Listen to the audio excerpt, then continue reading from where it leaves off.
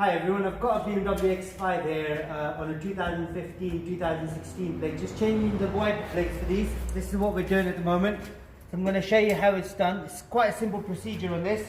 All you do, lift the wipers up, and here you can see there's a little clip on the side here. So all you do is you pull the clip out. You can see right there, and then I'm going to just show you how to remove the wiper. So gently push the wipers down and then take it out.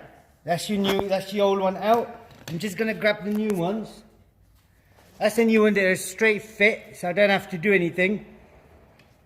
And these are the Bosch ones as well, so the recommended wiper blades. Now that's clipped in as well, so it's all good. And you do the same thing on the other side. Anything else you need to know, let us know and we'll try helping you out. Thank you very much. Goodbye.